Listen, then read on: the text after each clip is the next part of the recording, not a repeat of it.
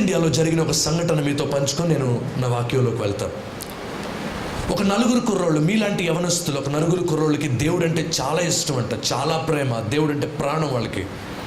వాళ్ళు నార్త్ ఇండియాలో ఉంటున్నారు, ఏదో ఉద్యోగరీత్యా నార్త్ ఇండియా వెళ్ళారు సౌత్ ఇండియా నుంచి. వాళ్ళకి యేసు ప్రభు తెలుసు, యేసయ్య వాక్యం అంటే తెలుసు. అక్కడ ఉన్న గుళ్ళు చూసి, గోపురాలు చూసి, అయ్యో ఈ ప్రాంతం వాళ్ళు ప్రభువుని తెలుసుకుంటే ఎంత బాగుండునని వాళ్ళు ఎంతో ఆ ప్రాంతాన్ని చూసినప్పుడల్లా వాళ్ళ హృదయం పరితపించేదట.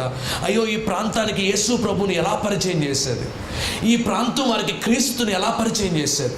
ఇక్కడ ఎవ్వరికి యేసు ప్రభు తెలీదు, ఇక్కడ అసలు ఒక మందిరం కూడా లేదు. ఇలాంటి వారికి ఎలాగైనా యేసయ్య సువార్త ప్రకటించాలని మీలాంటి వాళ్ళే యేసు ప్రభుని ఇలాంటి సంఘాల్లో తెలుసుకున్న వారు నార్త్ ఇండియా ఉద్యోగం కోసం వెళ్ళి ఆ ప్రాంతం మీద భారంతో వాళ్ళు ఒక తీర్మానం చేసుకున్నారట. ఏమని చేసుకున్నారో తెలుసా? ఈ గ్రామంలో, ఈ ఊరిలో, ఈ పట్టణంలో ఉన్న ప్రతి ఇంటికి తిరుగుదాం. మనకి సాటర్డే సండే ఆఫ్ కదా, ఒక పని చేద్దాం, మనం కాసేపు ప్రార్థన చేసుకొని ప్రతి ఇంటికి వెళ్ళి యేసు ప్రభు కరపత్రాన్ని మన డబ్బులతో మనమే ప్రింట్ చేసి ప్రతి ఇంటికి తీసుకెళ్ళి పంచిపెడదామని చెప్పి నలుగురు యవనస్తులు తీర్మానం చేసుకున్నారంట. మీకు లాంటి నలుగురు యవనస్తులు. సో వీళ్ళు ఇంటింటికి తిరుగుతున్నారు.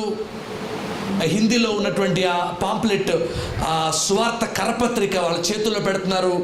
వాళ్ళు మాట్లాడే అవకాశం ఇస్తే వాళ్ళతో 2 మాటలు చెప్తున్నారు. అక్కడి నుంచి మళ్ళీ రెండో ఇంటికి వెళ్తున్నారు, అక్కడ కరపత్రం ఇస్తున్నారు. వాళ్ళు మాట్లాడే అవకాశం ఇస్తే 2 మాటలు మాట్లాడుతున్నారు. ఇలా పత్రికలు పంచిపెట్టుకుంటూ ఆ ఊరంతా తిరుగుతున్నారట. సడన్గా వాళ్ళకి నెక్స్ట్ అంటే ఇళ్ళల్లో పంచిపెట్టుకుంటూ వెళ్తున్నారు కదా, వాళ్ళు పంచిపెట్టుకుంటూ ముందుకు వెళ్తూ ఉంటే సడన్గా వాళ్ళకి పోలీస్ స్టేషన్ ఎదురొచ్చిందట. వాళ్ళలో ఒకడు అన్నాడంటారే, పోలీసులతో పెట్టుకోకూడదు, ఎవరితో పెట్టుకున్నా మనం పోలీస్ స్టేషన్ దాటి అవతలకి వెళ్దాం, అవతల ఇంటికి వెళ్దాం అని అన్నాడట ఒక అతను. ఇంకో అతను అన్నాడట, మనం బయలుదేరేటప్పుడు ఏమనుకున్నాం, ఈ ఊరిలో ఒక్క కుటుంబాన్ని కూడా, ఒక్కరిని కూడా విడిచిపెట్టకుండా అందరికీ సువార్త ప్రకటిద్దాం అనుకున్నాగా. ఏ పోలీస్ స్టేషన్ చూడగానే భయం వచ్చిందా నీకు? ఏ పోలీస్ స్టేషన్లో వాళ్ళు మనుషులు కదా, వాళ్ళకి రక్షకుడు అవసరం లేదా, వాళ్ళకి దేవుడు వద్దా? పద ధైర్యంగా వెళ్దాం. ఏమైనా చేయి, నువ్వు చంపనివ్వు, కొట్టనివ్వు, జైల్లో నువ్వు ఏమైనా చేయి, నువ్వు పోలీస్ స్టేషన్లోకి వెళ్ళి పోలీస్ స్టేషన్లో కూడా కరపత్రాలు ఇద్దామని చెప్పి ఈ నలుగురు యవనస్తులు భయపడుతూనే మొత్తానికి పోలీస్ స్టేషన్లో అడుగు పెట్టారు. అక్కడ పనిచేస్తున్నటువంటి ఎస్ఐ గారు, ఆమె లేడీ, అక్కడ చాలామంది ఉంటే వాళ్ళు ఎవరిని చూడకుండా రాసుకుంటున్నటువంటి ఎస్ఐ గారి దగ్గరికి డైరెక్ట్గా వెళ్ళారు. ఆమె ఏదో రాసుకుంటుంది, ఎవరు వచ్చారని నీడ పడితే వాళ్ళ వైపు చూసింది. ఏంటి అన్నది, ఏదైనా కంప్లైంట్ ఇవ్వడానికి వచ్చారేమో అనుకుంది. ఏంటో చెప్పండి, కూర్చొని చెప్పండి, ఏంటి విషయం అని అడిగితే, అమ్మ మేము యేసు ప్రభు బిడ్డలం, ఈ ప్రాంతంలో ఉద్యోగం చేసుకుంటున్నాం, మా యేసు ప్రభుని మీకు చెప్పాలని ఉద్దేశంతో ఆయన గురించి ఒక కరపత్రాన్ని ప్రింట్ చేశాం, మీకు అవకాశం ఉన్నప్పుడు, టైం ఉన్నప్పుడు ఈ కరపత్రాన్ని చదవండి అని అన్నారట. ఆమె ఏదో రాసుకుంటేనే అక్కడ పెట్టండి, అక్కడ పెట్టి వెళ్ళండి అందట. వెళ్తూ కొత్త నిబంధన గిడియోన్స్ బైబిల్ మినిస్ట్రీస్ వాళ్ళు ప్రింట్ చేసినటువంటి గిడియోన్ బుక్ ఒకటి ఉంటే ఆ బుక్తో పాటు 4 కరపత్రాలు దాంట్లో పెట్టి, ఆ కరపత్రాలు, ఆ బుక్ ఆ టేబుల్ మీద పెట్టి వెళ్ళిపోయారట.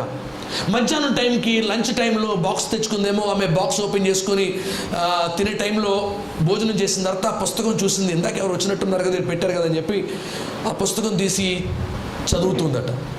అదే పోలీస్ స్టేషన్లో ఒక కానిస్టేబుల్ ఈమె చేతుల్లో కరపత్రం చూసి, యేసు ప్రభు బైబిల్ చూసి, మేడం మీరు బ్రాహ్మణులు కదా, మీ చేతుల్లో బైబిల్ ఉందేంటి, మీరు ఎక్కువ పూజలు చేస్తారు కదా, మీ చేతుల్లో బైబిల్ ఉందేంటి, అసలు మీరు బైబిల్ చదవడం ఏంటి మేడం అని అడిగితే, ఏమో నాకెవరో తెలియదు, ఇందాక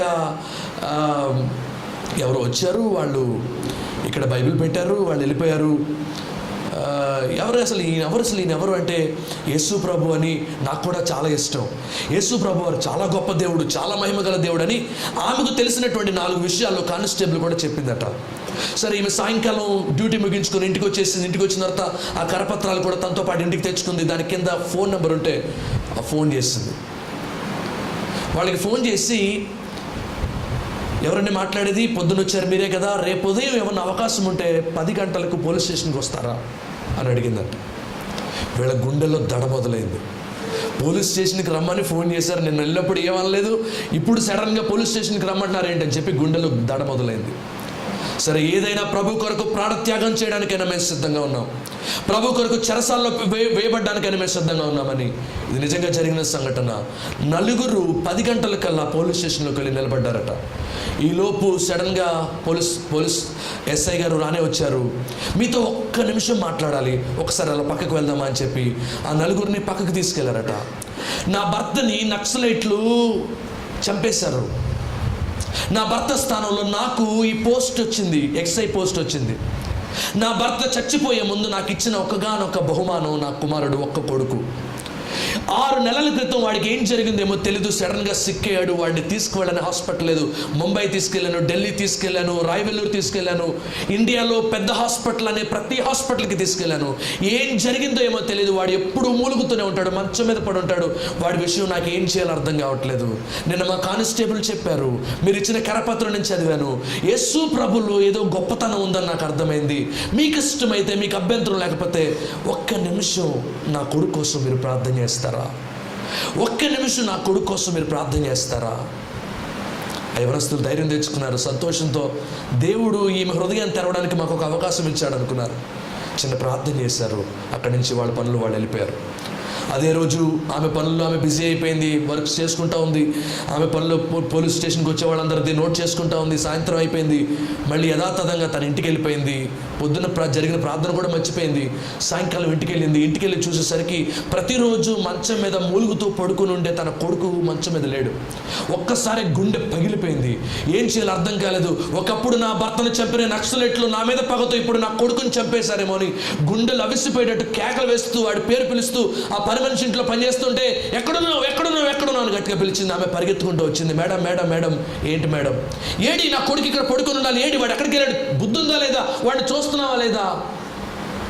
మేడం కంగారు పడకండి మేడం, మాకు కంగారు పడకండి, బాబుకి ఏం అవ్వలేదు.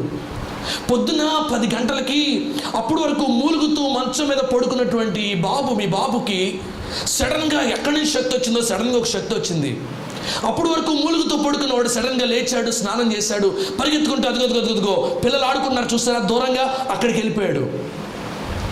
నేను అప్పటికి వెనకాల పరిగెత్తుకుంటూ వెళ్ళి, ఏంటి ఇలా వెళ్ళిపోతున్నావు, నువ్వు నీకు బాగోదు, నువ్వు నీరసంగా ఉంటావు, నువ్వు మూలుగుతుంటావు, నువ్వు పడుకోవాలయ్యా, నువ్వు జాగ్రత్తగా ఉండాలి అంటే, నేను 6 నెలల నుంచి ఇలా ఆడుకోవడం కోసం పిల్లలతో వెయిట్ చేస్తున్నాను, నాకు ఇప్పుడు కొంత బాగుంది, నేను అందుకే వచ్చాను అన్నాడు. మధ్యాహ్నం వచ్చాడు మేడం, చక్కగా కడుపు నిండా భోంచేశాడు, మళ్ళీ వెళ్ళిపోయాడు. చూడండి, అదిగోండి మీకు కనపడతాడు చూడండి, ఆ పిల్లలతో కలిసి ఆడుకున్నాడు. ఎన్నింటికన్నా? 10 గంటలకా? 10 గంటలకి ఏం జరిగింది? అదే రోజు ఉదయం 4 మీలాంటి యవనస్తులు, సేవకులు కాదు, మీలాంటి యవనస్తులు ఆ పాపకు ఆ ఎస్ఐ గారి కొరకు ప్రార్థన చేశారు. ఆమె పేరు Anita Chauhan, you can Google it. ఆమె పేరు అనితా చౌహాన్. ఇప్పటికీ ఉద్యోగం చేస్తూ దేవుని కొరకు సజీవ సాక్షిగా ప్రభుని ప్రకటిస్తుంది. నువ్వు నమ్మిన దేవుడు సజీవుడు, ఉన్నది లేనట్లుగా లేనిది ఉన్నట్లుగా మార్చగలుగుటకు ఆయన సమర్థుడు. ప్రభుని నమ్మిన వారు సిగ్గుపడరని దేవుని వాక్యం సెలవిస్తుంది. ఆయన స్వస్థపరచగలడు, చెదిరిపోయిన నీ జీవితాన్ని బాగు చేయగలడు, అనేక శోధనలకు గురవుతున్నటువంటి నీ బ్రతుకును తిరిగి కట్టగలడు, నీ జీవితంలో ఉన్నతమైన కార్యాలు చేయగలడు. There is nothing which is impossible to your God. దేవునికి అసాధ్యమైంది లేదు ఈ ప్రపంచంలో. ఎస్ఐ గారి బ్రతుకును మార్చిన దేవుడు నీ జీవితాన్ని మార్చగలడు. ఇంకా ప్రభువుకి దూరంగా ఉంటున్నారేమో, దయచేసి మీ హృదయాన్ని ప్రభువుకి ఇవ్వండి. ప్రభు మీ జీవితాల్లో వెలుగు నింపి ఏది వెలితిగా ఉందో దాన్ని తీసివేసి ప్రభు మీ పట్ల గొప్ప కార్యాలు చేస్తాడు. మీ దగ్గర బైబిల్ ఉంటే తిప్పండి. కీర్తనల గ్రంథం 27వ అధ్యాయం. నేను చాలా తక్కువ సమయం వాక్యాన్ని ప్రకటించి ముగించే ప్రయత్నం చేస్తాను. కీర్తనల గ్రంథం 27వ అధ్యాయం 1వ వచనం. యెహోవా నాకు వెలుగును రక్షణ ఉన్నాడు, నేనెవరికి భయపడదును. మళ్ళీ ఒకసారి చెప్తారు అందరూ నాతో ఈ మాట. యెహోవా నాకు వెలుగును రక్షణ ఉన్నాడు, నేనెవరికి భయపడదును. యెహోవా నా ప్రాణదుర్గము, ఎవరికి వెరుతును.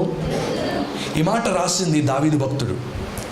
పరిశుద్ధ బైబిల్ గ్రంథంలో చాలామంది బైబిల్లో ఎక్కువ మాసిపోయే పేజీలు ఏమన్నా ఉన్నాయంటే అది ఎక్కువ కీర్తనలు ఉంటాయి. ఎందుకంటే ఎక్కువ సార్లు కీర్తనలు చదువుతూ ఉంటారు, మిగిలిన బైబిల్ గ్రంథం అంతా వదిలేసి. మంచిదే. కీర్తనలు చదివినప్పుడు కొంచెం హృదయం తెప్పరిల్లినట్లు, కొంచెం నెమ్మదిగా ఉన్నట్లు. నేను అందరికీ ఇచ్చే సలహా ఏంటంటే, ఉదయం పోని కీర్తనలు చదివినా మరొక సమయంలో ఖచ్చితంగా మిగిలిన భాగం అంతా కూడా చదవండి. పరిశుద్ధ గ్రంథం, కొంతమంది అంటారు యేసు ప్రభు మాటలు బైబిల్లో ఉంటాయంట కదా అంటారు. అసలు బైబిల్ అంటేనే యేసు ప్రభు మాట. కాబట్టి బైబిల్లో ఉన్న ప్రతి మాట ఆణిముత్యమే, ప్రతి మాట బంగారమే. ప్రతి మాట చదివినప్పుడు ఆ ప్రతి మాట మనకు ఆశీర్వాదకరంగా ఉంటుంది. దేవునికి స్తోత్రం చెప్దాం గట్టిగా. Praise the Lord. ఈ మాట ఎవరు రాశారు? దావీదు రాశాడు. బైబిల్లో 150 కీర్తనలు ఉన్నాయి. 150 కీర్తనలు. వాటిల్లో 73 కీర్తనలు దావీదు రాశాడు. అందుకే కొంతమంది మాలాంటి సేవకులు ఏమంటారంటే, దావీదు రాసిన కీర్తనలు తీయండి అంటారు. అన్ని కీర్తనలు దావీదు రాయలా, 73 కీర్తనలే దావీదు రాశాడు. ఇంకా దగ్గర 23 నుండి 27 కీర్తనలు దావీదు రాశాడేమో అనే అనుమానం, అంతే తప్ప నిర్ధారణ కాల. అందుకే వాటి పైన దావీదు పేరు రాసుండదు. దావీదు పేరు రాస్తుందంటే ఖచ్చితంగా దావీదు రాసినట్టు. కొన్నాటికి డౌట్ ఉన్న వాటికి వదిలేశారు వాటికి. సో 150 కీర్తనలు ఉన్నాయి. దాంట్లో 73 కీర్తనలు దావీదు రాశాడు. దగ్గర ఇంకా 23 నుంచి 28 కీర్తనలు దావీదు రాశాడేమో అనే అనుమానం. దాదాపు 100 పైన కీర్తనలు దావీదు రాశాడు బైబిల్లో. 100. ఇంకా చాలామంది రాశారు. ఆసాపు, కోరహు కుమారులు, మోషే, ఇలా చాలామంది భక్తులు రాసినటువంటి కీర్తనలు బైబిల్లో ఉన్నాయి. అయితే ఇప్పుడు మనం చదివినటువంటి మాట ఎవరు రాశారంటే, భక్తుడైనటువంటి దావీదు. ప్రపంచంలో ఇంగ్లీష్ బాగా మీకు పరిచయం ఉంటే 2 వ్యక్తులు మీకు బాగా పరిచయం ఉంటారు. ఇంగ్లీష్ లిటరేచర్ బాగా మీరు చదివితే. ఒకటి ఎవరంటే షేక్స్పియర్, విలియం షేక్స్పియర్. రెండవది జాన్ మిల్టన్. వీళ్ళ కావ్యాలు ప్రపంచం అంతా ప్రసిద్ధి. ఇంగ్లీష్ లిటరేచర్ చదివిన వాళ్ళు వీళ్ళ కావ్యాలు చదవకుండా వాళ్ళు చదవరు. కారణం ఏంటంటే అంత ప్రసిద్ధి. ఒకరోజు జాన్ మిల్టన్ అనేటువంటి గొప్ప రచయిత దగ్గరికి కొంతమంది విలేకరులు వెళ్ళి అడిగారంటే, సార్ మీ దృష్టిలో ప్రపంచంలో అద్భుతమైనటువంటి కావ్యాలు ఎక్కడున్నాయో చెప్పగలరా? మీరు రాసినవి అద్భుతమైనవా? షేక్స్పియర్ రాసినవి అద్భుతమైనవా? అసలు మీ దృష్టిలో చెప్పండి, ప్రపంచంలో అద్భుతమైనటువంటి కావ్యాలు ఏవి అంటే, తడుముకోకుండా చెప్పినటువంటి విషయం John Milton. Paradise Lost, Paradise regain అనేటువంటి అద్భుతమైన కావ్యాలు రాశాడు జాన్ మిల్టన్ అనే అతను తడుముకోకుండా చెప్పిన విషయం ఏంటి తెలుసా? ప్రపంచంలో నాకు తెలిసిన అద్భుతమైన కావ్యాలు ఎక్కడైనా ఉన్నాయంటే అది పరిశుద్ధమైనటువంటి బైబిల్ గ్రంథంలో కీర్తనల భాగం అన్నాడు. చెప్పలు కూడా యేసయ్యకి స్తోత్రాలు చెల్లిద్దాం. ఈ మాట చెప్పింది 10th క్లాస్ 2 సార్లు 3 సార్లు ఫెయిల్ అయ్యాడు కాదు. ప్రపంచాన్ని తన కావ్యాల చేత ఉర్రూతలూగించిన వాడు ఈ మాటలు చెప్పాడు. ప్రపంచంలో అద్భుతమైనటువంటి కావ్యాల సమకూర్పు కీర్తనల గ్రంథం. కీర్తనల గ్రంథం. వీటి ట్యూన్లు ఏంటో మనకు తెలియదు కానీ అద్భుతమైనటువంటి కీర్తనలు, హృదయాంతరంగాల్లో నుండి భక్తులు వారు పాడినటువంటి పాటలు ఈ కీర్తనలు, అద్భుతమైనటువంటి కీర్తనలు. సో ఈ కీర్తనల్లో 27వ కీర్తన దావీదు రాశాడు. దాంట్లో రాస్తూ అన్నాడు, యెహోవా నాకు వెలుగును రక్షణ ఉన్నాడు, నేను ఎవరికి భయపడను. ఒక విషయం చెప్పనా? ఈ ప్రపంచంలో పెద్ద రోగం పేరు చెప్పనా నేను? కొంతమంది HIV అంటారు, కొంతమంది క్యాన్సర్ అంటారు, కొంతమంది ఇంకేదో అంటారు. నేను అంటాను ఇప్పుడు కొంతమంది కరోనా అంటారు. నాకు తెలిసి కరోనా కంటే, HIV కంటే, ఎయిడ్స్ కంటే ప్రమాదకరమైనది ఈ ప్రపంచంలో ఒకటి. దాని పేరు భయం. ఇది కేవలం 3 అక్షరాల పదం, కానీ మనిషిని చిత్రవద చేస్తుంది, నెమ్మది లేకుండా చేస్తుంది, కుటుంబాల్లో సమాధానం లేకుండా చేస్తుంది, భార్యాభర్తల మధ్యలో ప్రేమను పోగొడుతుంది, నమ్మకత్వం పోగొడుతుంది, మనిషి జీవితంలో సంతోషం లేకుండా చేస్తుంది, నిద్రలేని రాత్రులు గడిపేటట్టు చేస్తుంది. భయం. 3 letter word. చాలామంది చెప్పుకోవడానికి భయపడతారు, కానీ ఈ 3 అక్షరాల పదం చాలామంది జీవితాన్ని సర్వనాశనం చేసేస్తుంది. ఈ భయం అనే దాని గురించి ఒక చిన్న నిర్వచనం చెప్తాను. అడాల్ఫ్ హిట్లర్ విన్నారు ఎప్పుడైనా? 2వ ప్రపంచ యుద్ధానికి కారకుడు కదా ఇతను. ఈ అడాల్ఫ్ హిట్లర్ యూదుల్ని చాలా మందిని పొట్టన పెట్టుకున్నాడు. ఈ యూదుల్ని చంపేటప్పుడు తను ఆచరించే విధానం ఎట్లా ఉంటుందో తెలుసా? వాళ్ళని ఊరికి చంపేడట, కత్తిపెట్టి పొడుస్తూ గన్నుపెట్టి షూట్ చేస్తూ చంపడట. అడాల్ఫ్ హిట్లర్ తను చంపేటువంటి మనుషుల్ని ఎలా చంపుతాడంటే, ఇలాంటి రేకుల కిందకి తీసుకెళ్ళి ఒక సూరి కింద నిలబెడతాడంట. ఆ చివరి ఎడ్జ్ ఉంటుంది కదా, దాని కింద నిలబెడతాడట. ఆ పైనుంచి స్లోగా వాటర్ వదులుతాడంట. పైనుంచి ఏమవుతుంది? వాటర్ వదిలితే జారి కింద మనిషిని నిలబెడతాడు, తను చంపాలనుకున్న వాళ్ళని కట్టేసి కనీసం కదలకుండా. సో ఏమవుతుంది? పైనుంచి స్లోగా డ్రాప్ వాటర్ పడుతుంది. ఎలా ఉంటుంది? కింద ఉన్న వాళ్ళకి చల్లగా ఉంటుంది కదా. ముందు చల్లగా ఉంటుంది. ఒక డ్రాప్ ఒక్క చోటే పడితే చల్లగా ఉంటుంది. ఒక గంట ఒకే డ్రాప్ ఒక్క చోట పడితే ఇంత బొప్పి కడుతుంది. ఒకే చోట ఒకే డ్రాప్ రోజంతా పడితే తలకాయ ఇంత అవుతుంది. ఒకే డ్రాపు ఒకే చోట 2-3 రోజులు పడితే, ఒక్కొక్క డ్రాపు పైనుంచి కింద పడితే సమ్మెడ తీసుకుని నెత్తి మీద టంగుమని కొడితే ఎంత భయంకరమైన బాధ వస్తుందో అంత బాధ వస్తుంది. భయంకరమైన చిత్రహింసలు పెట్టి చంపాడు యూదుల్ని అడాల్ఫ్ హిట్లర్. ఈ భయం కూడా చూడడానికి చిన్న అక్షరాల పదం, ఇది పెద్ద ఏం ప్రమాదం కాదు, ఇదేం పెద్ద ప్రాబ్లం కాదు అని మీలాంటి యువతరు అనుకుంటే పొరపాటు పడ్డట్టే. రేపొద్దున మీ జీవితాన్ని సర్వనాశనం చేసేది ఈ భయమే. ఒక సైకాట్రిస్ట్ దగ్గరికి వెళ్ళి, సైకాలజిస్ట్ దగ్గరికి వెళ్ళి, సార్ ఎన్ని రకాల భయాలు ఉన్నాయి అని ఒకవేళ మీరు ఎవరైనా అడిగితే ఏమని చెప్తాడు తెలుసా? 353 రకాల భయాలు ఉన్నాయని చెప్తాడు. ఎన్ని వందలు? ఏంటి భయాల్లో రకాలేంటి? కొంతమందికి ఎత్తెక్కితే భయం కదా, కొంతమందికి రక్తం చూస్తే భయం, కొంతమందికి ఇంకా చెప్పండి తలుపులన్నీ వేసేస్తే భయం. రాత్రిపూట కూడా తలుపులు తెరిసే పడుకుంటారు వాళ్ళు. చూసారు, మా ఊర్లో ఉన్నారు 2 రోజులు రాత్రంతా ఇండ్లు బార్లాగా తెరుచుకుంటారు. ఆవిడ అంటది, ఒక ఆవిడ మా ఊర్లో, అమ్మ తలుపులు వేసుకొని పడుచుకుంటాను, నాకు ఊపిరి ఆడదాను. ఊపిరికి తలుపులకి ఏం సంబంధం? ఇది సైకియాలజికల్ ప్రాబ్లమ్స్. సో ఇలాంటి భయాలు ఎన్నున్నాయంటే 553 రకాల భయాలు ఉన్నాయంట. వీటికి సమాధానంగా మన దేవాతి దేవుడు, మన రక్షకుడు, మన పరిశుద్ధుడు, మన దేవుడు బైబిల్లో 365 సార్లు ఏమని రాశాడో తెలుసా? భయపడకుడి, భయపడకుడి, భయపడకుడి. Fear not, fear not, fear not. నువ్వు భయపడడానికి వీల్లేదు, భయపడద్దు, భయపడద్దు, భయపడద్దు అని 365 సార్లు ప్రభువు మన కోసం దేవుని వాక్యంలో రాయించాడు. బైబిల్లో ఒక్క మాట ఒక్కసారి రాయిస్తేనే వెరీ ఇంపార్టెంట్. అలాంటిది 365 సార్లు ఒకే పదం రిపీట్ అయిందంటే ఈరోజు ప్రపంచానికి ఉన్న విపత్తు క్యాన్సర్ కాదు, లేకపోతే వేరే పెద్ద పెద్ద బాంబులు కాదు. ఈరోజు ప్రపంచానికి ఉన్నటువంటి ఏకైక శత్రువు భయం. భయం ఈరోజు మీ జీవితాల్లో తెలియకుండానే మిమ్మల్ని నెమ్మది లేకుండా చేస్తూ, సంతోషం లేకుండా చేస్తూ, ఆనందం లేకుండా చేస్తూ, మిమ్మల్ని కృంగదీస్తున్నటువంటి ఈ భయం యొక్క కోరల నుండి ఈరోజు ప్రభు మిమ్మల్ని బయటికి రావాలని ఇష్టపడుతున్నాడు. Praise the lord. సో బైబిల్లో ఎన్నిసార్లు ఉంది? 300. సంవత్సరానికి ఎన్ని రోజులు? ఎందుకు ఎన్నిసార్లు రాయించాడు దేవుడు? మనం ధైర్యంగా ఉండాలని కదా. సపోజ్ ఎవరికైనా ఒక గుండెలో చిన్న సమస్య వచ్చింది, హార్ట్లో. సో వాళ్ళు డాక్టర్ దగ్గరికి వెళ్ళారు, ఏదో ప్రాబ్లంగా ఉంది, డాక్టర్ దగ్గరికి వెళ్ళారు. డాక్టర్ దగ్గరికి వెళ్ళగానే డాక్టర్ ఇలా అన్నారు, అయ్యా నీ హార్ట్లో ఏదో ప్రాబ్లం ఉంది, ఈసీజీ తీశాను, ఈసీజీలో ప్రాబ్లం కనపడింది, థ్రెడ్మిల్ చేయాలి, థ్రెడ్మిల్ చేశాను, దాంట్లో కూడా ఏదో ప్రాబ్లం ఉంది, కాబట్టి నీకు ఖచ్చితంగా ఆపరేషన్ చేయాలని చెప్పి డాక్టర్ చెప్పారు. అప్పుడు ఎవరికైనా ఎలా ఉంటుంది? ఎలా ఉంటుంది? భయం వేస్తుందా లేదా? ఎవరికైనా ఏమేస్తుంది? భయం వేస్తుంది. డాక్టర్ ఇలా అన్నాడు అనుకోండి, నువ్వు భయపడద్దయ్యా, నేను ఇప్పుడు వరకు 3000 ఆపరేషన్లు చేశాను, ప్రతి గుండె ఆపరేషన్ అద్భుతంగా నేను చేశాను అన్నాడు అనుకోండి, ఎలా ఉంటుంది? ఇలా అన్నాడు అనుకోండి, నీకు ఆపరేషన్ చేయాలి, నేను 3000 ఆపరేషన్ చేశాను, 3 సక్సెస్ అయినాయి అన్నాడు అనుకోండి, ఎలా ఉంటుంది మన పరిస్థితి?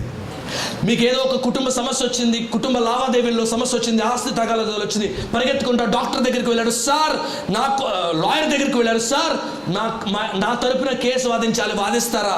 ఏం భయపడకయ్యా, ఇలాంటి కేసులు ఎన్ని వాదించానో నీకోసం నేను వాదిస్తానంటే ఎలా ఉంటుంది? చూద్దాం, ఆలోచిద్దాం, గెలవచ్చు అన్నాడు అనుకోండి, ఎలా ఉంటుంది మన పరిస్థితి? ఈరోజు ప్రభువు దేవుడు తన వాక్యంలో 365 సార్లు భయపడకుడి, భయపడకుడి, భయపడకుడి అని ఒకే మాటను 365 సార్లు ఉద్ఘాటించాడంటే దాని తీవ్రత ఎంత భయంకరంగా ఉందో ఈరోజు మనందరూ అర్థం చేసుకోవాలి. సో ఈరోజు నేను 365 రకాల భయాల గురించి చెప్తా. రెడీగా ఉన్నారా? రేపటిలో ముగించేసుకుందాం.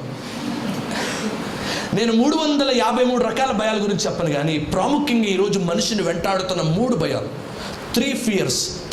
బహుశా ఇక్కడ కూర్చున్న మీ అందరూ దీనికి కనెక్ట్ అవుతారు. 3 కైండ్ ఆఫ్ ఫియర్స్. ఈరోజు నన్ను, ఇక్కడున్న మనందరినీ వేధిస్తున్నటువంటి 3 రకాల భయాలు నేను మీతో పంచుకొని ఈరోజు నా వాక్యం ముగిస్తాను. దానిలో నెంబర్ వన్ పరిశుద్ధ బైబిల్ గ్రంథంలో నుండి సామెతలు 1వ అధ్యాయము 33వ వచనం. సామెతలు 1వ అధ్యాయము 33వ వచనం. నా ఉపదేశమును అంగీకరించువాడు సురక్షితముగా నివసించును. వాడు దయచేసి ఎవరు మాట్లాడొద్దు, నా ఉపదేశమును అంగీకరించువాడు సురక్షితంగా నివసించును. వాడు కీడు వచ్చునన్న భయము లేకుండా ఎలా ఉంటాడు?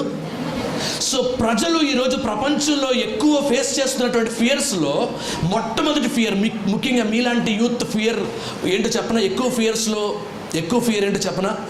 కీడు వచ్చునన్న భయం.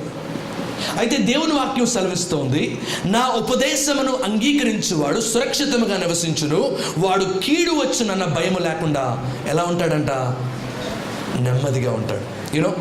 చదువుకునే పిల్లోడికి భయం, నేను రేపొద్దున చదివిన తర్వాత నేను చదివిన చదువుకి సరిపడా ఉద్యోగం వస్తుందో లేదో. ఇంట్లో తల్లిదండ్రులు పెళ్లి సంబంధాలు చూస్తే భయం, నేను చూసినటువంటి నా తల్లిదండ్రులు చూసే సంబంధం లేకపోతే మా తల్లిదండ్రులు సెలెక్ట్ చేసే అబ్బాయి లేదా అమ్మాయి మంచి అమ్మాయి దొరుకుతుందో లేదో బయట సమాజంలో ఎలా చూస్తున్నాం. తర్వాత ఇల్లు ప్రారంభించాలంటే భయం, నేను ప్రారంభిస్తున్నటువంటి ఇల్లు సకాలంలో నేను పూర్తి చేయగలను లేదో. ప్రతిదానికి భయమే. భయానికి కారణం ఏంటంటే కీడు వచ్చునన్న భయం, ప్రాబ్లం వస్తుందేమో అనే భయం ఈరోజు సగటున ప్రతి ఒక్కరిని వేధిస్తుంది.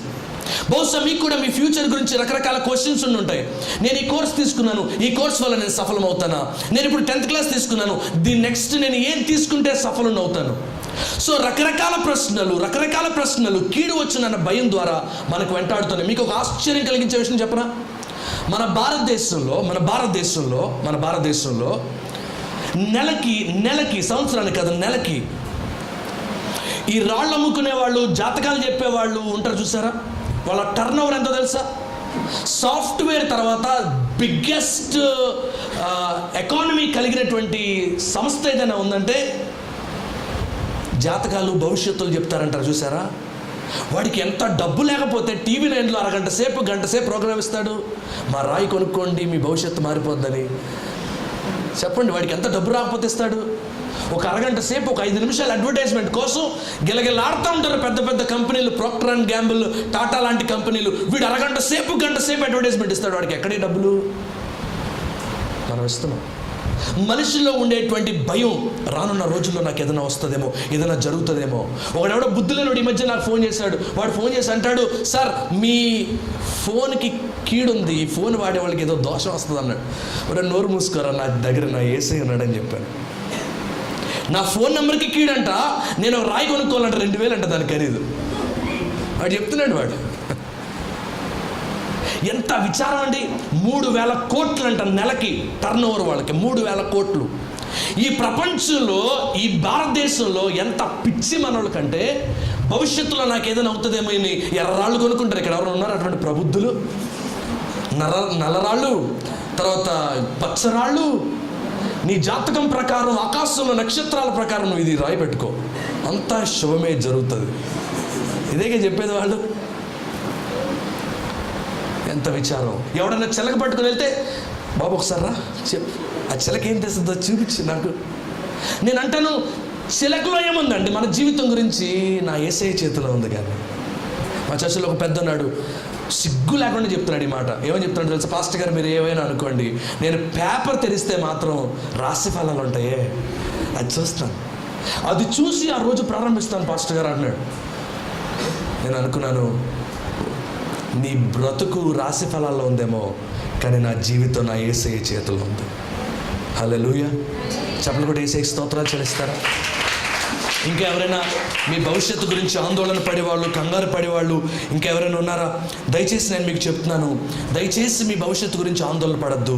దేవుని మాటకు లోబడండి, శోధనలు జయించండి, దేవుని వాక్యానుసారంగా జీవించండి.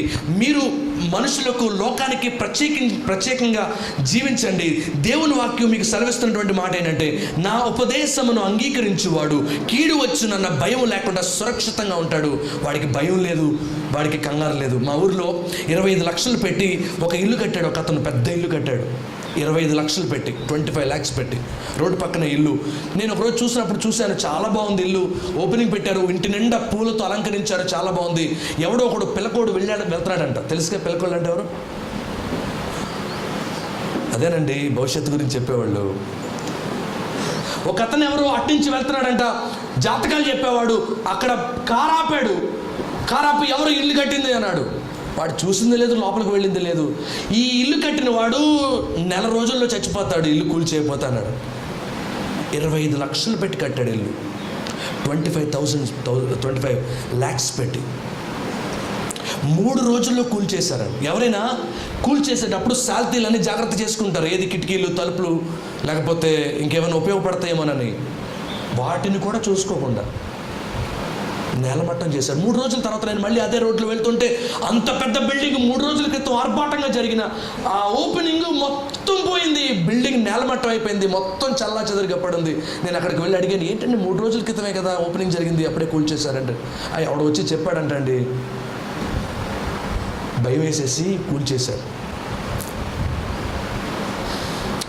డియర్ ఫ్రెండ్స్, మనుషులో భవిష్యత్తుని గురించి ఎంత భయం ఉందో చెప్పుకో. మనం నా ఫ్యూచర్ ఏమవుద్దో, నా పార్ట్నర్ ఎలా ఉంటాడో, నా ఉద్యోగం ఏమవుద్దో, నా భవిష్యత్తు ఏమవుద్దో, what is 10 years from now, what is 20 years from now, what is 50 years from now, ఇప్పటి నుండి 50 సంవత్సరాల తర్వాత నా జీవితం నా భవిష్యత్తు ఎలా ఉంటుందో, ఇలాంటి ఆందోళనలు, భవిష్యత్తుని గురించినటువంటి తలంపులు ప్రతి ఒక్కరిని వేధిస్తూ ఉంటాయి. అయితే దేవుని వాక్యం చెబుతోంది, నా ఉపదేశమును అంగీకరించి వాడు సురక్షితంగా ఉంటాడు, వాడు కీడు వచ్చునన్న భయం లేకుండా ఎలా ఉంటాడు? నెమ్మదిగా ఉంటాడు. బైబిల్లో ఒక భక్తుని మీకు జ్ఞాపకం చేస్తాను. ఆ భక్తుని పేరు ఏలియా. చాలా రోషం కలిగినటువంటి ప్రవక్త, దేవుని కొరకు రోషంగా పరిచర్య చేసినటువంటి ప్రవక్త. ఎంత రోషం అంటే మనుషులతో మాట్లాడడం డైరెక్ట్గా ఆకాశంతోనే మాట్లాడతారు. ఏమని? ఓ ఆకాశం వర్షం ఆగంటే వర్షం ఆగిపోద్ది, ఓ రా అంటే మళ్ళీ వస్తుంది. అంత కృపనిచ్చాడు దేవుడన్నా, దేవుని కృపన్నా లేకపోతే దేవుని సన్నిధన్నా ఇతనికి ఎంత రోషం అంటే అసలు ఊరుకోడు ఎవరిని. ఒకరోజు ఏలియా జీవితంలో ఒక సంఘటన జరిగింది. అదేంటంటే రాజుగారు, ఏలియా ఉన్నటువంటి ఆ దేశపు రాజుగారు ఒక అన్యజనురాల్ని వివాహం చేసుకుంటాడు. ఆమె పేరు ఎజ్బేలు. చెప్పండి మాట అందరూ. ఎజ్బేలు. రాణి గారు ఎవరిని చేసుకున్నారు వివాహం? రాజుగారు ఎవరిని చేసుకున్నారు? ఒక అన్యజనురాల్ని వివాహం చేసుకున్నాడు. దయచేసి గుర్తుపెట్టుకోండి, డబ్బు కోసమో, ఉద్యోగం ఉందనో, అందంగా ఉందనో డోంట్ మ్యారీ. ప్రభువు నమ్మనటువంటి వారిని, రక్షణ లేని వారు దయచేసి మీ జీవితంలోకి మీరు తెచ్చుకోవద్దు. ఒకవేళ కులం మారినా పర్వాలేదు, ఒకవేళ ఊరుని మారినా పర్వాలేదు, ఒకవేళ ఇంకేదైనా మారినా పర్వాలేదు, కానీ ప్రభువుని లేని వారిని చేసుకొని జీవితం దుర్భరం చేసుకోవద్దు. యవనస్తులుగా మీ అందరికీ నేను హెచ్చరిస్తున్నాను. సరే, ఈ రాజుగారు ఏం చేశాడు? ఒక అన్యజనురాలు వివాహం చేసుకున్నాడు. ఆమె వస్తూ ఆ మహారాణి మామూలుగా వస్తుందా? వస్తూ ఆమెతో పాటు తన దేవతను కూడా తెచ్చుకుంది, కట్న కానుకలతో పాటు. సో ఆ దేవత పేరు బయలుదేవత. పోనీ దేవతను ఒక్కదాన్ని తెచ్చుకుందా తనొక్కతే పూజించుకోవడానికి? వారితో పాటు 450 మంది బయలుదేవతను ఆరాధించేటువంటి ప్రవక్తలను కూడా తెచ్చుకుంది ఆమెతో పాటు, వాటితో పాటు. సో ఈ 450 మంది ఈ దేశంలోకి వచ్చి ఖాళీగా కూర్చుంటారంటే దేశంలో అందరికీ ప్రచారం చేయడం మొదలుపెట్టారు. యెహోవా దేవుడు కాదు, బయలుదేవతను నమ్మండి, బయలుదేవతను ఆరాధించండి, మీ పంటలు బాగా పండుతాయి, మీరు సమృద్ధిగా ఉంటారు, మీరు క్షేమంగా ఉంటారని చెప్పి ప్రజలందరినీ కూడా తప్పుడు మార్గాల్లో నడిపిస్తున్నారు ఈ 450 మంది బయలుదేవత ప్రవక్తలు. ఏలియా రోషం కలిగినటువంటి సేవకుడు కదా, దేవుని కొరకు మండే జ్వాల కదా ఏలియా గారు. సో ఈయన ఏం చేశాడంటే వెంటనే హృదయంలో ఒక తలంపు తలంచాడు, ఒక పోటీ పెట్టుకుందాం. ఏంటి ఆ పోటీ అంటే, ఒకవేళ బయలుదేవత నిజమైన దేవత అయితే బలిపీఠం మీద మాంసం పెడతాను, ఆకాశం నుండి అగ్ని కిందకి దిగి వచ్చి ఆ మాంసాన్ని కాల్చేయాలి. ఒకవేళ యెహోవా దేవుడు నిజమైన దేవుడైతే నేను ప్రార్థన చేస్తాను, పైనుంచి ఆకాశం నుండి అగ్ని దిగి వచ్చి మాంసాన్ని కాల్చారు. కొన్ని లక్షల మంది, కొన్ని వేల మంది ప్రజలు చుట్టూ ఉండి చూస్తున్నారు. మధ్యలో బలిపీఠం పెట్టారు, బలిపీఠం మీద మాంసం పెట్టారు. ఇప్పుడు పోటీ స్టార్ట్ అయింది. ఏంటి పోటీ? బయలుదేవత వాళ్ళు ఫస్ట్ మాయ్ అన్నారు, సరే నువ్వే తీసుకోండి. సరే, వాళ్ళు పోటీ ప్రారంభమైంది. బయలుదేవతను ఆరాధించే వాళ్ళు ఆరాధించే విధానాలు చాలా విచిత్రంగా ఉంటాయి. వాళ్ళు ఏం చేస్తారు తెలుసా? కొరడాలు తీసుకుంటారు, కొట్టుకుంటారు అనమాట. అంటే వాళ్ళ ఉద్దేశం ఏంటంటే మేము కొట్టుకుంటే మా దేవుడు కనికరించి దిగొస్తాడు అని వాళ్ళ నమ్మకం. ఇంకా తర్వాత ఏం చేస్తారు? బ్లేడులు తీసి కోసుకుంటారు. తర్వాత పెద్ద పెద్ద డ్రమ్ములు లాంటివి ఉంటాయి, గుండ్రంగా ఉంటాయి, వాటిని డబ్బా డబ్బా డబ్బా డబ్బా వాయిస్తారు అనమాట. సో పొద్దున ప్రారంభించారు డ్రమ్ములు వాయించడం, రాలా. కొరడాలు తీసుకున్నారు, చెళ్ళు అని కొట్టుకున్నారు, రక్తాలు వచ్చేస్తున్నాయి కానీ పైనుంచి ఎవరు రాట్లా. తర్వాత ఇక బ్లేడ్లు తీసుకున్నారు. ఎలా కాదు, బయలుదేవత కనికరించాలంటే ఇంకా ఏదైనా చేసుకోవాలని ఒళ్ళు నిండా రక్తాలు వచ్చేటట్టు కోసుకున్నారు. ఎక్కడ అవకాశం అంటే అక్కడ కోసుకున్నారు. కానీ ఎంత ప్రాబ్లం అంటే వాళ్ళు ఎంత కోసుకున్నా పైనుంచి ఎవరు రాలేదు. ఏలియా భక్తుడు రోషం కలిగిన సేవకుడు ముందుకు వచ్చాడు, చిన్న ప్రార్థన చేశాడు. ప్రభువా, నీ దాసుడు ప్రార్థన చేస్తున్నాడు, పైనుంచి అగ్నిని కురిపించు. పైనుంచి అగ్ని భయంకరంగా దిగి వచ్చిందట, ఆ మాంసాన్ని కాల్చివేసింది. ఆ అగ్ని యొక్క శక్తి ఎంత భయంకరంగా ఉందంటే కింద కందకం అంటారు, దాంట్లో నీళ్ళు. నా యేసయ్య పనులు నేను చేస్తే, ఆయనకి ఇష్టమైన వాడిగా జీవిస్తే, నా భవిష్యత్తును గురించిన సంపూర్ణమైన భారం ఎవరు తీసుకుంటారు? దేవుడు తీసుకుంటాడు. ఈరోజు మీ జీవితాల్లో మీరు భయపడేవారిగా, పారిపోయేవారిగా, కృంగిపోయేవారిగా ఉండడం దేవుని చిత్తం కాదు. మీరు ఎదురు తిరగాల, పరిస్థితులకు ఎదురు తిరగాల, సత్యం కొరకు నిలబడాల. ఎంత శోధన కలిగినా, ఎంత బాధ కలిగినా, ఎంత వేదన కలిగినా దేవుని కొరకు రోషంతో నిలబడే భక్తి మీరు చేసినప్పుడు దేవుడు మిమ్మల్ని దీవిస్తాడు, దేవుడు మిమ్మల్ని ఆశీర్వదిస్తాడు. ఒకసారి విమానంలో ఒక పాప వెళుతుంది విమానంలో. సడన్గా విమానానికి ఒక చిన్న ప్రాబ్లం వచ్చింది. విమానం ఇలా కదిలిపోతుంది. సీట్ బెల్ట్ పెట్టుకోమని చెప్పారు. కెప్టెన్ చెప్పాడు, పైలట్ చెప్పాడు అంటే సీట్ బెల్ట్ పెట్టుకోండి అని చెప్పాడు. అందరూ సీట్ బెల్ట్ పెట్టుకున్నారు. అందరూ కంగారు పడుతున్నారు, అందరూ ఆందోళన పడుతున్నారు. అయితే ఒక చిన్న పాప ఆ కిటికీ పక్కన కూర్చొని కిటికీలోంచి బయటకు చూస్తూ చక్కగా సన్నటి స్వరంతో పాటలు పాడుతుందంట, చక్కటి పాటలు. పక్కన ఉన్న ఒక పెద్ద మనిషి ఆపుకోలేక అడిగాడంట, అమ్మా మేమందరం పెద్దోళ్ళు అయి ఉండి ఇంత భయపడుతున్నావు కదా, నువ్వు పాటలు పాడతావు, ఈ సమయంలో నీకు పాటలు వస్తాయా నీకు? మేము ఇంత టెన్షన్ పడుతుంటే, ఈ ఫ్లైట్ ఎక్కడ కూలిపోద్దని ఇంత కంగారు పడుతుంటే నీకు పాటలు ఎలా వస్తున్నాయి అని అడిగితే చిన్న పాప తిరిగి, అంకుల్ ఈ ఫ్లైట్ ఎవరు నడుపుతున్నారు తెలుసా? మా డాడీ. ఆ పైలట్ సీట్లో కూర్చుంది మా డాడీ. ఒకవేళ నేను ఈ పైలట్లో ఈ ప్లేన్లో లేకపోతే వేరే విషయం, కానీ నేను ఈ ప్లేన్లో ఉన్నానని మా డాడీకి బాగా తెలుసు. ఒకవేళ మీ అందరి కోసం కాకపోయినా నా కోసమైనా మా డాడీ నన్ను అవతలకి, నాకెందుకు భయం? మీరు టెన్షన్ పడండి, ఆ బాధ్యత మీది, మీరు టెన్షన్ పడండి.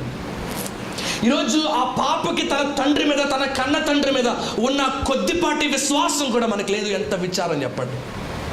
ఎవడు కావాలి మనకి? ఎవడు చెప్పాలండి మన భవిష్యత్తు? ఎవడికండి నువ్వు ఫోన్ చేసేది? నా భవిష్యత్తు చెప్పు, నా జీవితం చెప్పు, నా జాతకం చూడని. దేవుని చేతుల్లో పెట్టండి. దేవుడు సురక్షితంగా నీ జీవితాన్ని, నీ భవిష్యత్తును కాపాడుతాడు. 23వ కీర్తనలో దావీదు ఎంత చక్కగా రాస్తాడండి. యెహోవా నా కాపరి, నాకు లేమి, పచ్చిక గల చోట్ల ఆయన నన్ను, శాంతికరమైన జలముల యొద్ద ఆయన నన్ను, తన నామమును బట్టి నీతి మార్గములలో నన్ను నడిపించి, గాఢాంధకార లోయలో నేను సంచరించినను, ఏ అపాయమునకు నేను, ఇంకా అద్భుతమైన మాట, నా శత్రువుల ఎదుట నీవు నాకు భోజనము సిద్ధపడు. ఎంత కాన్ఫిడెన్స్ కావాలి దేవుడి మీద, ఎంత నమ్మకం కావాలి దేవుడి మీద, ఎంత విశ్వాసం కావాలి దేవుడి మీద. ఈరోజు ఇక్కడ కూర్చున్న యవనస్తురాలా, మీ జీవితంలో యేసయ్య మీద కాన్ఫిడెన్స్ ఉందా? Yes, I believe a God who is a true God and he is going to take care of my future అనే నమ్మకం నీలో ఉందా? నమ్ముట నీ వలనైతే నమ్మువానికి సమస్తము సాధ్యమే. సో ద ఫస్ట్ థింగ్, మన మనుషులు ఎక్కువ భయపడే విషయం ఏంటంటే భవిష్యత్తును గురించి భయపడతారు. ఎవరి దగ్గరికి వెళ్ళొద్దు, ఏ రాళ్ళు కొనుక్కోవద్దు. సజీవుడైనటువంటి దేవుని దగ్గరికి తీసుకొచ్చి నీ జీవితాన్ని సమర్పించు. ఆ దేవుడే నీ భవిష్యత్తు అంతా తన కృపతో కాపాడుతాడు.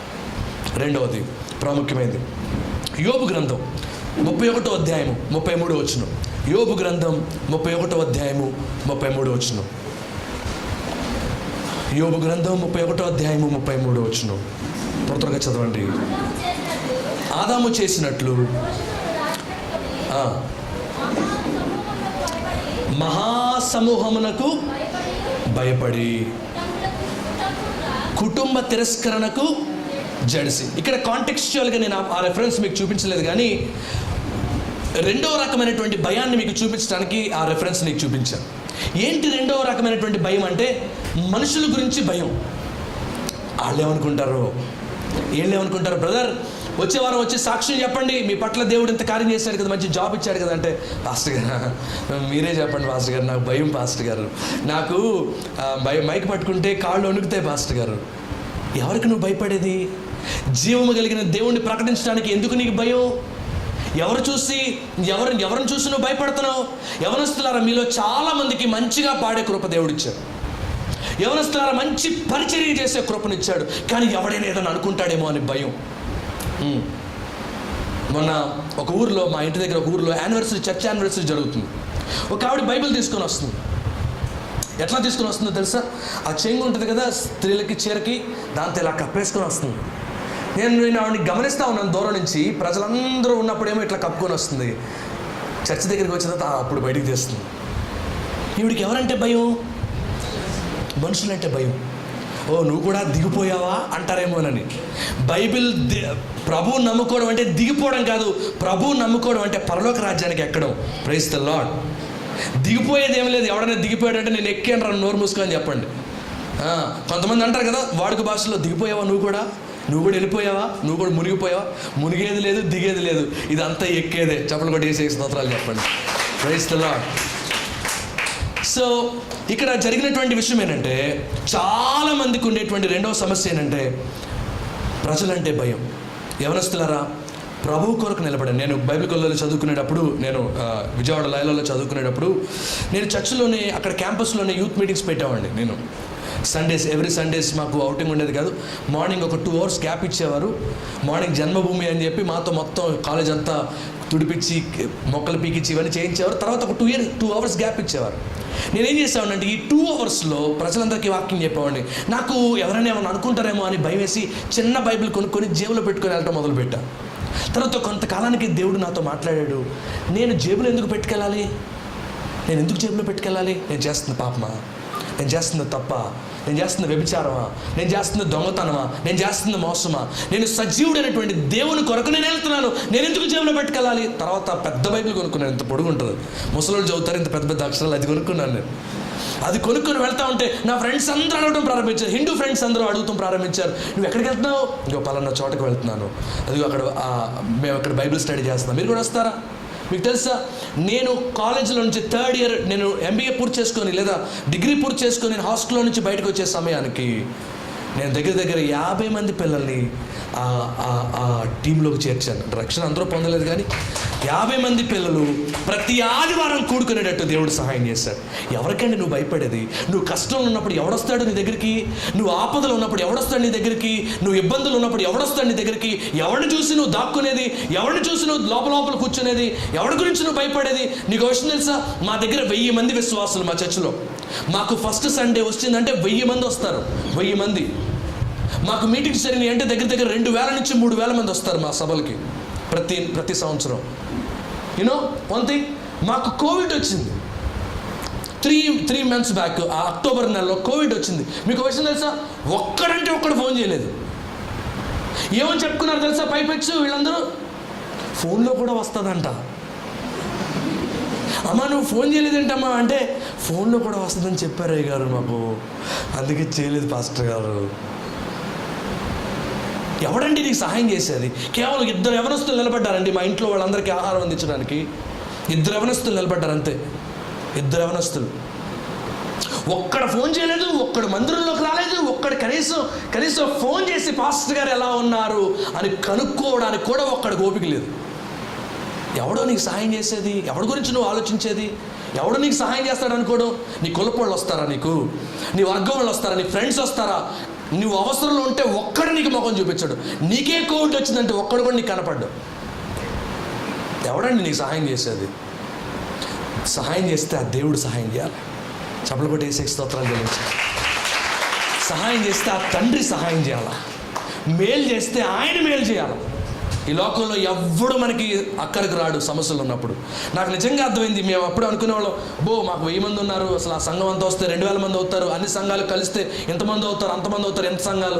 అప్పుడు మాకు అర్థమైంది మేము ఎంత ఒంటరిలో.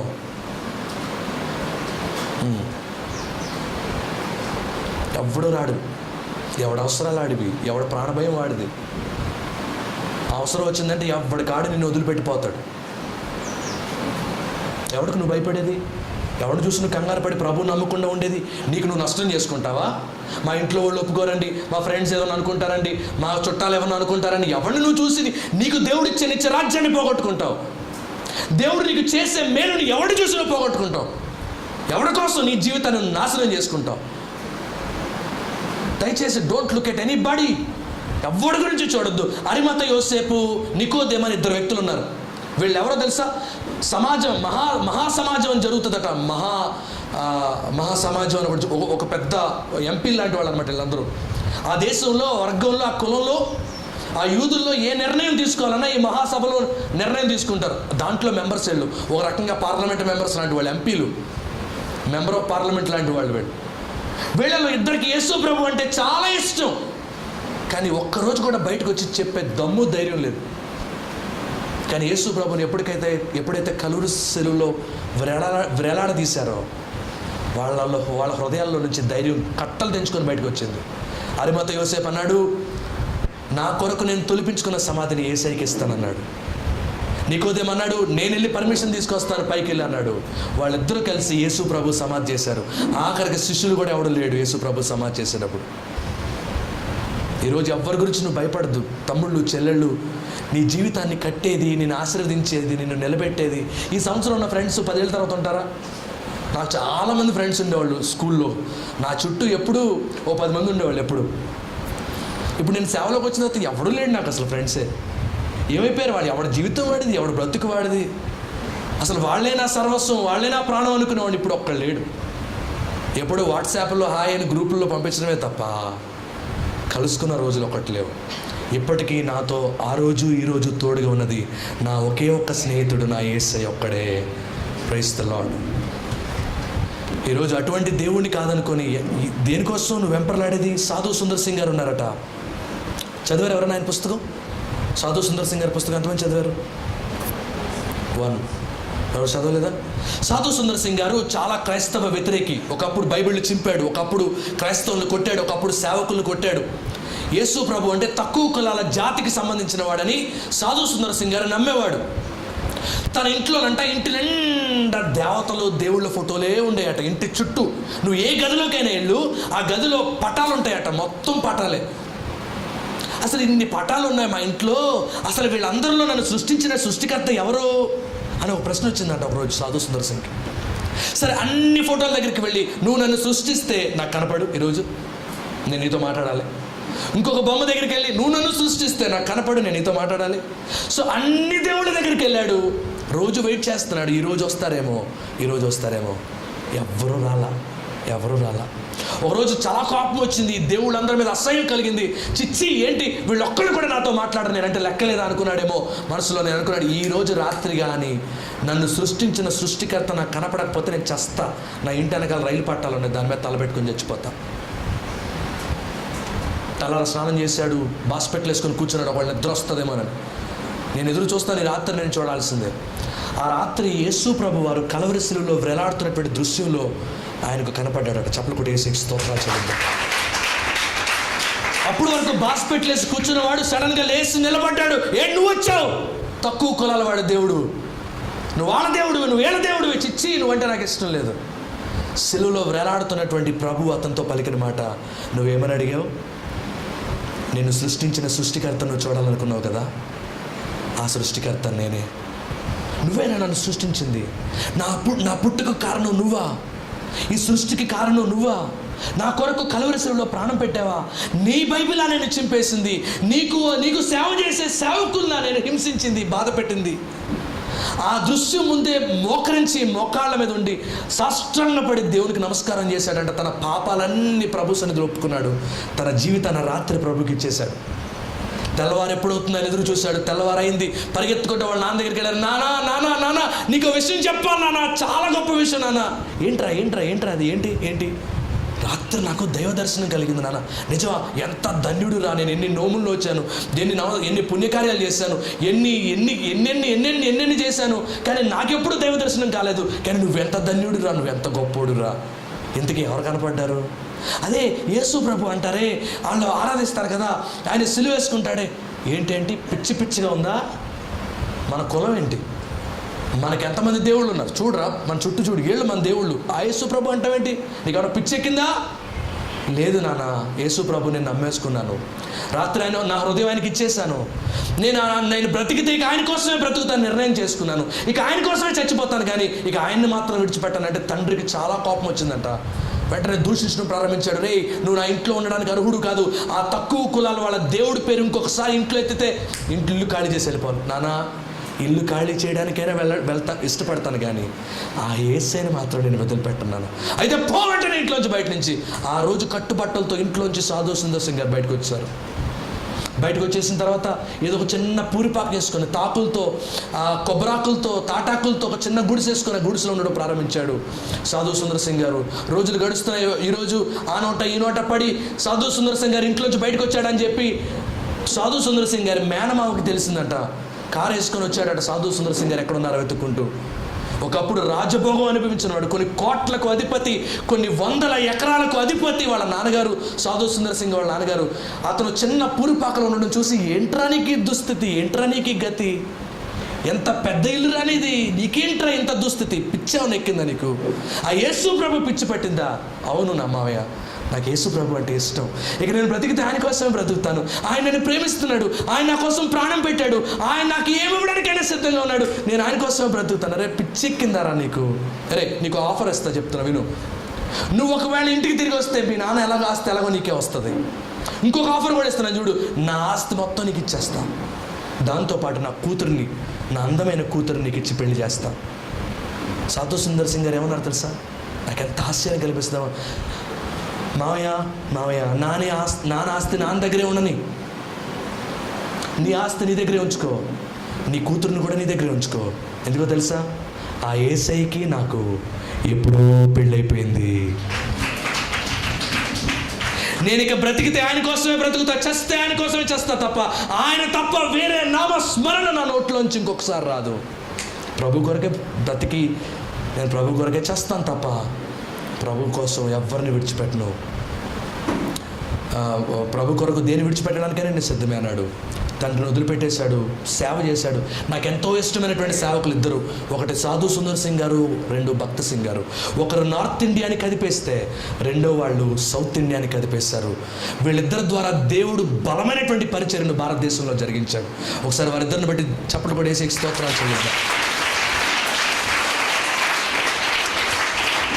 భక్త సింగ్ అయ్య గారు భార్యనో తల్లో భక్త సింగ్ అయ్య గారు సేవ చేసి ఆయన యేసు ప్రభు అని ఆ ఇళ్ళు ఈ ఇళ్ళు తిరుగుతూ ప్రకటిస్తూ ఆ ఊరు ఈ ఊరు తిరుగుతున్నాడని చెప్పి కోపం వచ్చి కన్న తల్లి అనుకుంటా, కన్న తల్లి కట్టుకున్న భార్యను ఏం చేసిందో తెలుసా?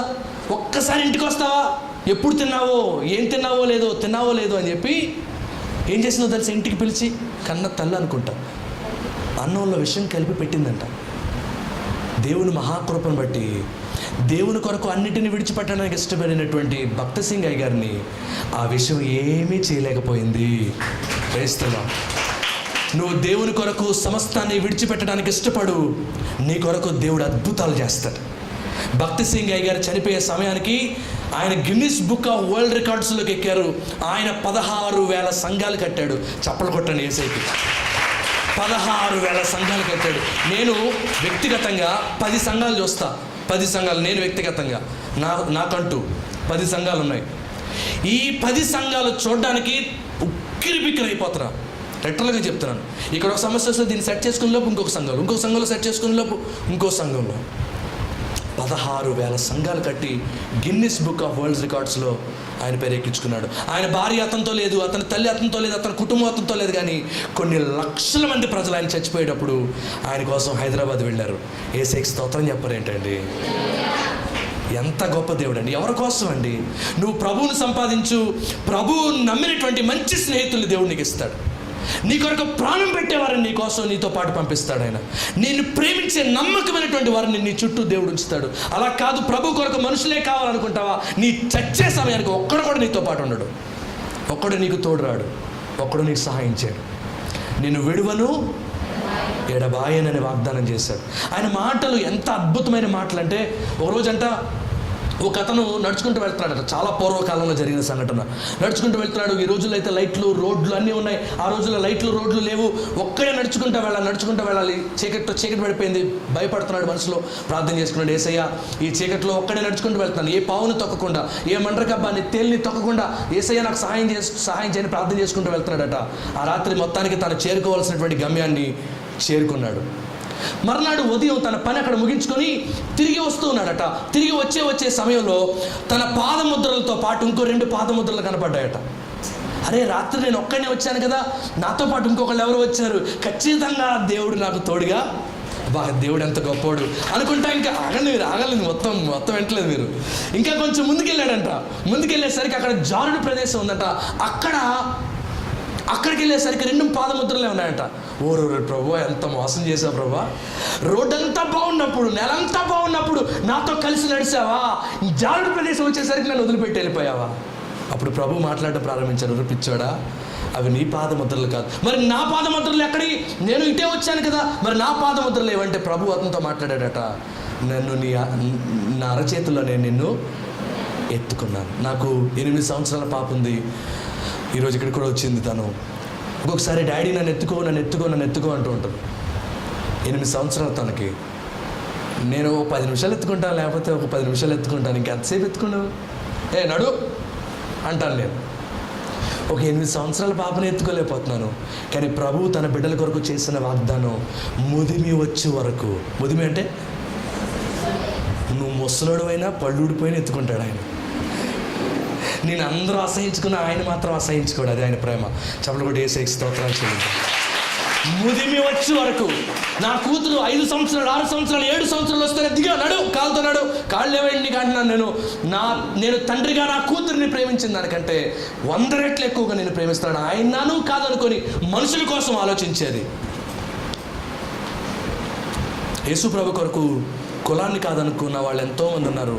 ప్రభువులో అనేక మందిని సంపాదించుకున్నారు. ఇంకొకటి చెప్పి నేను ముగిస్తాను, ఆఖరిది నేను ముగింపులోకి వచ్చాను. ఇంకొకటి తీద్దాం. హెబ్రీయులకు రాసిన పత్రిక 2వ అధ్యాయము, హెబ్రీయులకు రాసిన పత్రిక 2వ అధ్యాయము 14-15 వచనాలు. హెబ్రీయుల భక్తుడు పౌలు భక్తుడు హెబ్రీయులకు రాసిన పత్రిక. కాబట్టి ఆ పిల్లలు రక్త మాంసములు కలవారైనందున ఆ ప్రకారమే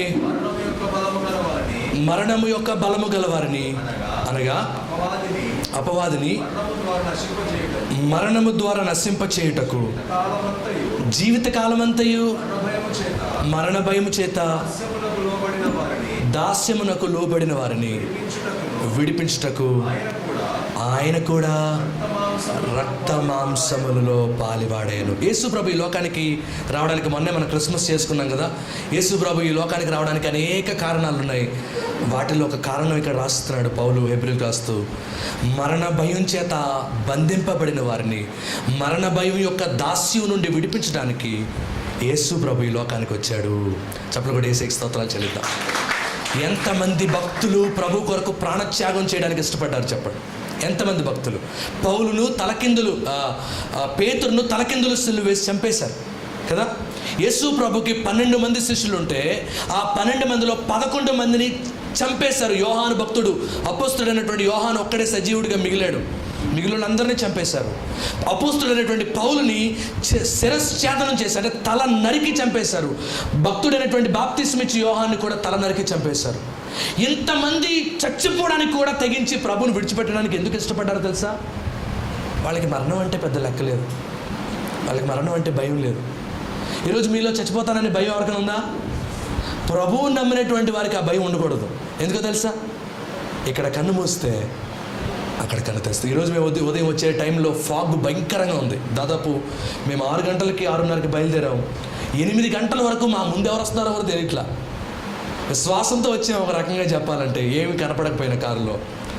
కానీ ఒక నమ్మకం ఏంటంటే ప్రభువు మాకు తోడుగా ఉన్నాడు. ఒకవేళ చచ్చిపోతే ఎక్కడికి వెళ్తాం చెప్పండి? ఒకవేళ ఇప్పుడు నేను తిరిగి వెళ్తున్నాను, ఒకవేళ మీకు వెనకాల వార్త వచ్చింది, పలానా సంతోష్ పాస్టర్ గారు యాక్సిడెంట్ అయింది, చనిపోయారు. సో ఒకటి ఐ కెన్ అష్యూర్ యూ ఏంటంటే, ఇక్కడ నేను కన్ను మూసిన మరుక్షణం నేను పరలోకంలో కన్ను తెరుస్తాను. ఆ విశ్వాసం ఉందా? ఆ నిరీక్షణ ఉందా? మరణ భయం చేత భయపడుతున్నటువంటి వారి మరణ భయం నుండి విడిపించడానికి యేసు ప్రభు కూడా రక్త మాంసములలో పాలివాడయ్యను. ఈరోజు సిరియా దేశంలో మీరు కొన్ని వీడియోలు చూసారు లేదా బ్రదర్? మీరు ఎప్పుడైనా చూపించారు లేదా? వీళ్ళకి షూట్ చేసి ఫట్ యేసు ప్రభు నమ్ముకున్న ఫట్ బుల్లెట్ వెంటనే దిగిపోద్ది అంతే. కొన్ని వేల మంది చచ్చిపోయారు సిరియాలో, కొన్ని వేల మంది. ఐసిస్ అనే వాళ్ళు, ఐఎస్ఐఎస్ అనే తీవ్రవాద సంస్థ క్రైస్తవుల్ని గురిగా పెట్టుకొని కొన్ని వేల మంది క్రైస్తవుల్ని, కొన్ని లక్షల మంది క్రైస్తవులు, ఇప్పటికీ లెక్క తెలియదు ఎంతమంది చచ్చిపోయారో. వాళ్ళు సంతోషంగా ప్రభు కొరకు ప్రాణత్యాగం చేయడానికి ఇష్టపడ్డారు. Praise the Lord. ఇప్పటికీ పాకిస్తాన్లో అనేక మంది భార్యలు చెరపబడుతున్నారు, భర్తలు చంపబడుతున్నారు. ఎంతో దూరం లేదు, ఒరిస్సా మనకి చాలా దగ్గరగా ఉంది. అక్కడ ఎంతో మందిని చెబుతున్నారు. విచారమైన విషయం ఏంటంటే, మన ప్రతిపక్ష నాయకుడు కూడా క్రైస్తవులను ఉద్దేశించి భయంకరమైన మాటలు ఈ మధ్య మాట్లాడాడు ఆంధ్రప్రదేశ్లో. మీ మీ మీ మీ తెలంగాణ సంగతి అయితే చెప్పాల్సిన అవసరం లేదు. బీజేపీ భయంకరంగా పుంజుకుంటుంది. ఏమో రానున్న సంవత్సరం ఎలా ఉంటుందో, క్రైస్తవుల భవిష్యత్తు ఎలా ఉంటుందో, ప్రభువు నమ్మినందుకు ఒకవేళ చంపే రోజులు ఇక్కడ కూడా రావచ్చేమో. ఒక మాట నేను దేవుని వాక్యాన్ని బట్టి మీతో చెప్తున్నాను, నువ్వు ప్రభువుని నమ్ముకుంటే, ప్రభువులో స్థిరపరచబడితే, నువ్వు ప్రభువుని తెలుసుకుంటే చావు నీకు తృణప్రాయం అంతే, లెక్క చేయు. ఎందుకో తెలుసా, ప్రపంచంలో ఏ గ్రంథం ఈ మాట చెప్పలేదు. ఓ మరణమా, మరణపు కళ్ళల్లో కళ్ళు పెట్టి చూస్తూ ప్రభువు చెప్పినటువంటి మాట, బైబిల్ చెప్తున్నటువంటి మాట, ఓ మరణమా నీ ముళ్ళు ఎక్కడ, ఓ మరణమా నీ విజయం ఎక్కడ. మరణపు ముళ్ళు విరిచేశాడండి. ఇక్కడ కన్ను మూస్తే అక్కడ కన్ను తెరుస్తామనే విశ్వాసం, నిరీక్షణ, ధైర్యం అనేక మంది భక్తుల్లో ఉంది. కాబట్టి వాళ్ళు ప్రభు కొరకు చచ్చిపోవడానికి కూడా సిద్ధపడ్డారు. నాకు భయం లేదు, నాకు భయం లేదు. ఎవరైనా చంపినా నాకు భయం లేదు, ఎవరైనా నా ప్రాణం తీసినా నాకు భయం లేదు, ఎవరైనా నా కుటుంబాన్ని ఎవరైనా చేసినా నాకు భయం లేదు. ఎందుకో తెలుసా, ఇక్కడ చస్తే అక్కడ కన్ను తెరుస్తా, అక్కడ కన్ను తెరుస్తా. ఆ ధైర్యం నాకు ఇచ్చాడు ప్రభు. ఈరోజు మీకు ఆ ధైర్యం ఉందా? మీకు ఆ విశ్వాసం ఉందా? మీకు ఆ నిరీక్షణ ఉందా? మీరు ఈ లోకంలో కన్ను తెరిస్తే పరలోకంలో కన్ను ఈ లోకంలో కన్ను మూస్తే పరలోకంలో కన్ను తెరుస్తారని మీకు తెలుసా? నిన్న కాక మొన్న 3 days బ్యాక్, నేను 3 days బ్యాక్ ఒక సమాధి చేశాను. 33-34 సంవత్సరాల ఆ బాబుకి ఎందుకు పెళ్లి చేసుకోవడానికి ఆలస్యం చేసుకున్నాడు. బండి మీద ఇద్దరు ఆయన ఫ్రెండ్ కలిసి నడుచుకుంటూ బండి మీద వెళ్తున్నారు. సడన్గా ఆగో తలనొప్పి ఆపన్నాడట. ఆపేలోపే బండి మీద నుంచి కింద పడడం, చచ్చిపోవడం కూడా జరిగిపోయింది. కింద పడ్డాడు, చచ్చిపోయాడు. హాస్పిటల్ తీసుకెళ్తే ప్రాణం లేదని చెప్పారు. 33 సంవత్సరం. ఏ రూపంలో మరణం వస్తుందో మనకు తెలియదు. పరలోకంలో నిశ్చయత, స్థానం సంపాదించుకుందాం. మీరు ఒక్కసారి ఆ ఎష్యూరెన్స్ మీకుంటే, నేను పరలోకానికి వెళ్తాను, నేను చస్తే అనే ఎష్యూరెన్స్ మీకుంటే, మరణానికి అపజయం మనకి ఏంటంట, మనకేంటి, ఇది ప్రజారాజ్యం కాదు, రామరాజ్యం కాదు, ఇది యేసు రాజ్యం. Praise the Lord, praise the Lord. మనం మరణిస్తే ఏ రాజ్యానికి వెళ్తాం? యేసే రాజ్యానికి వెళ్తాం. యేసు నామంలో నేను ముగింపులోకి వస్తున్నాను. మీకు మరొక మాట చెప్తాను. 3 రకాల భయాల గురించి ఈరోజు మనం చూసాం. ఒకటి, కీడు వచ్చిందన్న భయం, నా భవిష్యత్తులో ఏమవుతుందనే భయం. ఈరోజు ఒకవేళ నిన్ను వెంటాడుతుంటే ఈరోజు దాన్ని నువ్వు విడిచిపెట్టాలి. రెండవది మనుషులను చూసి వీళ్ళేమనుకుంటారు అనే భయం, దాన్ని విడిచిపెట్టాల్సిన సమయం వచ్చింది. ఇక మరణం అంటారా, ఇక్కడ కనుమూస్తే అక్కడ కన్ను తెరుస్తాననే ధైర్యం మనందరిలో ఉండాలి. భయాలు మనం పెట్టుకుంటే మాత్రం జీవితంలో ముందుకు సాగలేము, ఏది సాధించలేము. ఒక చేతకాని చావలేని వ్యక్తిగా మనం కనుమూస్తాం. ఒక బ్రతికి మనం ఎందుకు పనికిరాని వారిగా చేస్తే దానివల్ల ప్రయోజనం ఏంటి? నువ్వు ఉన్న 4 రోజులు ధైర్యంగా బ్రతుకు, ప్రభు కొరకు మరణించు. ప్రభు తన రాజ్యంలో స్థానం ఇస్తాడు. ఆ రోజు ఆయన ఏం చెప్తాడో తెలుసా? బలా నమ్మకమైన మంచి దాసుడా, మంచి పోరాటం పోరాడావు, ఇదిగో నేను నీకు జీవ కిరీటం ఇస్తాను, ఇదిగో నేను నా రాజ్యంలో నీకు ఉన్నతమైన స్థానం ఇస్తాను అని ప్రభు నేను హెచ్చిస్తాడు. ఆ కృప ఇక్కడున్న మనందరికీ దేవుడు అనుగ్రహించును గాక. తనలోంచి చిన్న ప్రార్థన చేసుకుందాం. చిన్న ప్రార్థన చేసి నేను ఈ సెషన్ బ్రదర్కి నేను సమయాన్ని ఇస్తాను. ప్రభా, నీకు వందనాలు, స్తుతులు, స్తోత్రాలు. ఈరోజు నీ వాక్యం ద్వారా మీరు అనేకమైన విషయాలు మాట్లాడారు. యేసులో విజయం అని మేము ప్రారంభించినటువంటి ప్రారంభం దేవా, ఆ విజయం పొందాలంటే మేము ధైర్యంగా ఉండాలని దేవా 2వ సెషన్లో మీరు మాతో మాట్లాడినందుకు నీకు స్తోత్రాలు. ఇక్కడున్న యవనస్తులు లేత వయసులో ఉన్నారు, చిన్న బిడ్డలైనా దేవా ధైర్యంతో ఇప్పుడు నుండే నీ కొరకు బ్రతికే భాగ్యాన్ని బిడ్డలకు దయచేయండి. ఇర్మియా భక్తుడు యవన కాలంలో పట్టబడ్డాడు. ఓ తండ్రి, ఎంత ఉన్నతమైనటువంటి జీవితాన్ని జీవించాడు మేము చూస్తున్నాం. దేవా తండ్రి, శద్రకు, మేషకు, అబేద్నెగోలు యవన కాలం ముందు పట్టబడ్డారు. నీ కొరకు సజీవ సాక్షులుగా శత్రు దేశంలో వారు ఉన్నారు. యోసేపు యవన కాలంలో నీ చేత పట్టబడ్డాడు. నీ కొరకు ఒక ధ్రువ తారగా వెలిగాడు కదా నాయన. ఇక్కడున్న యవనస్తులందరూ కూడా అటువంటి రోషంతో కూడినటువంటి జీవితాన్ని జీవించడానికి మీరే కృప చూపమని ప్రార్థన చేస్తున్నాను. తండ్రి సమానులు దేవా, ఈ సంఘ నాయకులు దేవా, పాస్టర్ గారి కొరకు, అయ్యగారి కొరకు ప్రార్థన చేస్తున్నాను ఆయన. తండ్రి సైమన్ పాస్టర్ గారిని మీరు ఇంకనూ దీవించండి. మంచి ఆరోగ్యాన్ని కుమారునికి దయచేయండి. రాత్రనక పగలనక శ్రమిస్తూ పరుగులు తీస్తూ అనేక మంది కొరకు ప్రయాసపడుతూ దేవుని రాజ్యాన్ని భూలోకమందు స్థాపించాలని, అనేక మంది నశించిపోతున్నటువంటి వారిని ప్రభు తట్టు తెప్పాలనే భారంతో కష్టపడుతున్నటువంటి నీ కుమారుని ఇంకా మీరు బలపరిచి దేవ ప్రయాణాల్లో మీరు తోడుగా ఉండి అత్యధికమైనటువంటి నీ కార్యాలు నీ కుమారుని జీవితంలో మీరు జరిగించమని ప్రార్థన చేస్తున్నాను. వారికి ఇచ్చినటువంటి కుమారుని బట్టి నీకు వందనాలు. పౌల్ బ్రదర్ గారిని బట్టి నీకు వందనాలు. నీ కుమారుడికి ఎంత రోషం ఇచ్చారు నాయన తండ్రి, నీ సత్య సువార్తను ప్రకటించాలని, అనేక మంది యవనస్తులు నీ కొరకు పట్టి ఇవ్వాలనే ఉద్దేశంతో నీ కొరకు తప్పన పడుతున్నటువంటి నీ కుమారుని ఒకసారి మీరు జ్ఞాపకం చేసుకోండి. వారి కుటుంబాన్ని, సిస్టర్ గారిని జ్ఞాపకం చేసుకోండి. వారికి ఇచ్చిన బిడ్డల్ని మీరు జ్ఞాపకం చేసుకోండి. వారి ప్రయాస ఈ ఖమ్మం ప్రాంతంలో అత్యద్భుతంగా ఫలించి ఒక పౌలు లాంటి రోషంతో కూడినటువంటి పరిచర్య వారు చేయుటకు, అనేక సంఘాలు స్థాపించుటకు, అనేక మంది నశించిపోతున్న వారిని తెలంగాణ ప్రాంతంలో నీ కొరకు సంపాదించుటకు నీ చేతిలో ఒక బలమైన పాత్రగా నీ కుమారుణ్ణి వాడుకోమని ప్రార్థన చేస్తున్నాను. నీ కుమారుణ్ణి, వారి కుటుంబాన్ని దీవించండి. వారికి ఇచ్చిన సంఘాలను, వారికి ఇచ్చిన పరిచర్యలు మీరు దీవించండి. ప్రతి విషయంలో కూడా వారు ఫలించి అభివృద్ధి చెందుటకు మీరే సహాయం చేయమని ప్రార్థన చేస్తున్నాను. దేవా, ఈరోజు యూత్ మీటింగ్ వచ్చిన ప్రతి యవన తమ్ముడిని, యవన చెల్లిని మీ చేతులకు అప్పగిస్తున్నాను ఆయన. దేవ, విన్న మాటలు ఇక్కడే విడిచిపెట్టి వాళ్ళు పోకుండా దేవ వాటిని హృదయంలో దాచిపెట్టుకొని వాటి గురించి తలస్తూ, వాటి గురించి ఆలోచిస్తూ, వాటి గురించి ధ్యానిస్తూ, ఓ నీకు నమ్మకమైనటువంటి పనివారుగా దేవ నీ చేత మెప్పు పొందేవారుగా, ఎవరి కాలమందే నీ చేత పట్టబడినటువంటి పాత్రలుగా నీ బిడ్డలు ఉండుటకు మీ కృప దయచేయమని ప్రార్థన చేస్తున్నాను. ఈరోజు పడినటువంటి ప్రయాస, పెట్టినటువంటి ఖర్చు, జరిగినటువంటి ఈ ప్రయాస ఏది కూడా నిష్ప్రయోజనంగా పోకుండా నాయన అనేక తరాల పాటు ఇది ఆశీర్వాదకరంగా ఉండుటకు మీరే సహాయం చేయమని, బాప్తిస్మం తీసుకున్న వారిని లేవనెత్తండి. మారు మనసు లేని వారిని మారు మనసు వైపు పురుగొల్పండి. ఓ తండ్రి, నామకార్థ క్రైస్తవుల్ని లోతైనటువంటి భక్తి వైపు మీరు నడిపించండి. ఈ యవనస్తుల కూడిక ద్వారా నీ బలమైనటువంటి అభిషేకాన్ని నీ ప్రజలు పొందుకున్నట్టుకు మీరే కృప చూపమని ప్రార్థన చేస్తున్నాను. జరిగిన ప్రతి విషయంలో మీరు తోడుగా ఉండి నడిపించినందుకు నీకు స్తోత్రాలు. నీ చిత్తమైతే, నీ రాకడ ఆలస్యమైతే మరొకసారి మేమందరం కలుసుకునే వరకు మమ్మల్ని, మా ప్రాణాత్మ దేహములను మీ చేతులకు అప్పగిస్తుండగా నీ చేత వాడబడే నమ్మకమైన పనివారిగా మేము ఉండుటకు మీరే మాకు సహాయం చేస్తారని, తోడుగా ఉంటారని మరొకసారి యేసన్న జయమే మినిస్ట్రీస్ని మీరు దీవించి ఆశీర్వదించి శాఖలుగా వర్ధలు చేసి ప్రపంచం అంతా విస్తరించుటకు, అనేక మంది భక్తులు ఈ సంఘంలో నుండి లేచుటకు మీరే కృప చూపుతారు నమ్ముతూ సహవాస నాయకులను, సేవకులను అందరినీ కూడా మీరు దీవించమని, మీరే కాపాడమని యేసు నామములో అత్యంత వినయంగా అడిగి బ్రతమాలి వేడుకుంటున్నాము తండ్రి. Amen. Thank you so much brother, thank you so much, thank you one and all. దేవుడు మిమ్మల్ని అందరూ దీవించి తన అత్యధికమైన కృపతో కాపాడును గాక.